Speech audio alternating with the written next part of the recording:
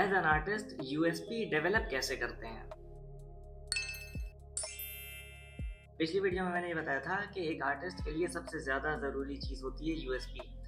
इस वीडियो में मैं ये बताने जा रहा हूँ कि यूएसपी डेवलप कैसे होता है। आर्टिस्ट और अकल वाले ये वीडियो पूरी देखें, मैं समझाता हूँ। तो मेरा नाम है शान, मैं एक आर्ट टीचर हूँ, आर्टिस्ट हूँ with more than 10 years of experience. बहुत सारे लोगों को पढ़ा चुका हूँ, जिनमें कई सारे प्रोफेशनल आर्टिस्ट भी रहे हैं, डिग्री वाले आर्टिस्ट भी रहे हैं, कई सारे आर्ट टीचर्स भी रहे हैं। इसके अलावा कुछ बुक्स में भी काम किया है मैंने, कुछ शोज में एज आ डिजिटल आर्टिस्ट काम किया है, कई सारे एग्जीबिशंस किए हैं, कई सारी पेंटिंग सेल की हैं, 2 नेशनल आर्ट कॉन्टेस्ट में फर्स्ट प्राइज भी हासिल किया है। और इतना सब कुछ करने के बाद मैंने सिस्टमेटिकली पढ़ाना शुरू किया। सबसे पहले ये समझ लेते हैं कि यूएसपी क्यों ज़रूरी है। तुम सब ने कभी ना कभी ये ज़रूर सुना होगा कि बिना देखे नहीं बना पाते तो काहे के आर्टिस्ट, स्क्रीन देख के तो कोई भी बना लेगा, वगैरह वगैरह चीज़ें, है ना। मैंने भी ये चीज़ें कई बार सुनी हैं।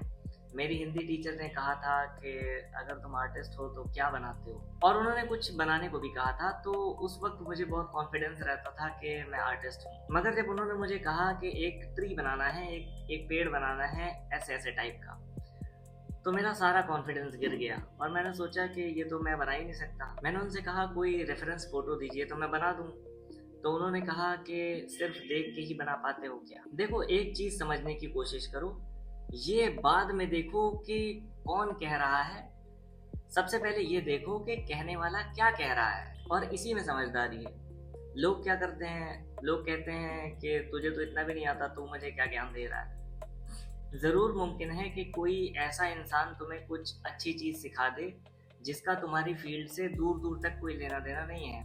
यानी एक आर्टिस्ट को बिना रेफरेंस के खुद से भी ड्रॉ करना आना चाहिए, थोड़ा बहुत भी सही। ये चीज़ लैक करना, एक खालीपन तो ज़रूर है।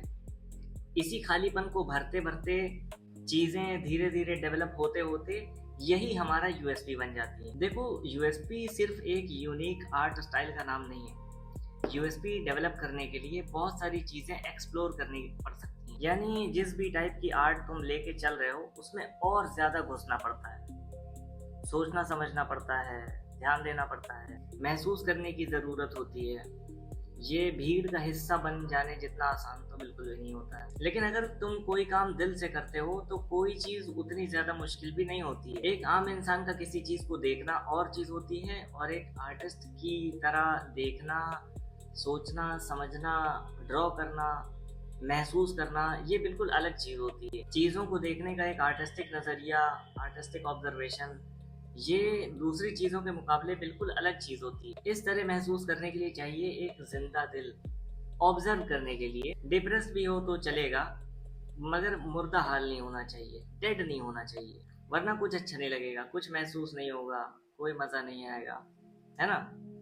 क्या लुत्फ अंजुमन का जब दिल ही बुझ गया हो। स्क्रीन देख के ड्रॉ करते करते हम यूएसपी से बहुत दूर चले जाते हैं। हमारी ऑब्जर्वेशन और इमेजिनेशन बिल्कुल ख़त्म हो जाती है। हम सिर्फ इतना ही ऑब्जर्व करना जानते हैं कि आम हरा है या पीला, ग्रीन का डार्क शेड कौन सा है, येलो का लाइट शेड कौन सा है। ऑब्जर्वेशन सिर्फ इतनी लिमिटेड नहीं होती है, हर इंसान की ऑब्जर्वेशन अलग होती है, यूनिक होती है। ये यूनिक ऑब्जर्वेशन भी तुम्हारा अच्छा खासा यूएसपी बन सकती है। इसके अलावा वो चीज़ें जो हमने खुद पे इन्वेस्ट करी हैं, वो इन्वेस्टमेंट बहुत सारी चीज़ें जो हमने पढ़ी हैं, सीखी हैं, कोई सब्जेक्ट भी हो सकता है, लिटरेचर हो सकता है, किस्से कहानियाँ हो सकती हैं, किसी का बुरा पास्ट भी हो सकता है, किसी का खुशहाल बचपन भी हो सकता है। इनका विजुअल रिप्रेजेंटेशन, इन चीज़ों को एक पेंटिंग के फॉर्म में ट्रांसलेट करना भी एक अच्छा खासा यूएसपी हो सकता है। ये स्टोरी बिहाइंड आर्टवर्क बड़ी ज़रूरी चीज़ है। ये चीज़ें तुम्हें दूसरों से अलग बनाती हैं, यूनिकनेस पैदा करती हैं। लोग तुम्हारी कहानी जाने, तुम्हारे बारे में सुनना चाहें। एक इमोशनल कनेक्शन बनाना बहुत अच्छा है। मैंने भी बहुत मेहनत करी है इस चीज़ पे, सिर्फ आर्ट के लिए नहीं, नॉलेज हासिल करना, एक बेहतर इंसान बनने के लिए भी। मुझे अच्छी किताबों का भी काफ़ी शौक रहा है। मैंने अपनी ज़िंदगी के कई साल सिर्फ पढ़ने और सीखने में गुजार दिए। स्कूल कॉलेज वाली पढ़ाई नहीं, उससे हट के अलग से खुद से मैंने लगभग 250-300 किताबें पढ़ी हैं अलग सब्जेक्ट्स की, जिसमें epistemology, philosophy, psychology, theology, history, music, literature, poetry, अलग अलग लैंग्वेजेस सीखने का भी शौक है मुझे। 5+ लैंग्वेजेस आती हैं। अक्सर मेरी पेंटिंग्स में भी ऐसी चीज़ें देखने मिलती हैं जो इन सब्जेक्ट्स से रिलेटेड हैं, वो बाय डिफ़ॉल्ट आ ही जाती हैं। मैंने अभी हाल फिलहाल में ये एक पेंटिंग बनाई थी, उसका एग्जांपल देके समझाता हूँ। जब एक आम आदमी किसी परिंदे की तरफ देखता है तो वो उसकी खूबसूरती को देखता है, और जब एक आर्टिस्ट या पोएट किसी परिंदे की तरफ देखता है तो वो उसमें बहुत सारी गहरी चीज़ें देख लेता है, बहुत सारी डीप इंटरप्रिटेशंस निकाल लेता है जो आम आदमी के बस की बात नहीं है। मैंने एक परिंदे को उसके घोंसले में बैठा हुआ देखा था अपने 2-3 अंडों के साथ। तो मैंने उसको ऐसा ख्याल किया कि जैसे हमारे बड़े बुजुर्ग अपने ज़माने की कहानियाँ सुनाते हैं अपने अपने से छोटे छोटे लोगों को, वैसे ही ये भी सुनाएंगे कि हमारे पूर्वजों ने नोआज आर्क में सफर किया था। कितना खूबसूरत ख्याल है ना।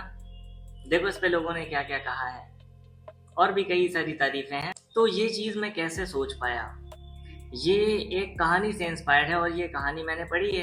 ये एक बिब्लिकल स्टोरी है, लिटरेचर की किताबों में भी कई जगह मिल जाती है। इंग्लिश में नोआ and the great flood, Hindi में प्रेषित नूह और जल प्रलय, नोआ की कश्ती, ऐसे अलग अलग नामों से। तो ये आइडिया मुझे बहुत अच्छा लगा, मुझे लगा इसको लोगों तक पहुंचाना चाहिए, एक्सप्लेन करना चाहिए, समझाना चाहिए, एक पेंटिंग बनानी चाहिए इस बारे में। तो मैंने इसे किसी बुक के एक पेज के रूप में बनाया है। लेफ्ट साइड पास्ट और राइट साइड प्रेजेंट। अक्सर हम जब पास्ट की बात करते हैं तो लेफ्ट हैंड से इशारा करते हैं, और प्रेजेंट या फ्यूचर के लिए राइट हैंड का इस्तेमाल करते हैं। मैंने परिंदे का एग्जांपल इसलिए दिया क्योंकि मुझे परिंदे बहुत पसंद हैं, खासकर उल्लू। ये मेरी ऑडियंस को भी पता है, स्टूडेंट्स को भी पता है। मैं 2017 से उल्लू पालने के लिए ढूंढ रहा हूँ, मगर मिला नहीं। और जब बाद में ये पता चला कि इंडिया में उल्लू पालना इलीगल है, बैन है, जब मैंने अपनी क्रिएटिविटी और इमेजिनेशन से ड्रॉ करना शुरू किया, तब भी मैंने शुरुआत की कई ड्राइंग्स में उल्लू बनाया है। और ये मेरी डीपी भी देख सकते हो इस वाले अकाउंट की, इसमें भी उल्लू है, प्यारा सा। अब तुम लोग मुझे कमेंट सेक्शन में बताओ कि तुमने खुद पे क्या क्या इन्वेस्ट किया है, और तुम में से कितने लोगों ने ये नोआज़ आर्क वाली कहानी पढ़ी या सुनी है कभी। तब तक मैं डार्क वेब से उल्लू मंगाने का इंतज़ाम करता हूँ। तुम लोग सब्सक्राइब करो और लाइक करो और ज़बरदस्त शेयर करो।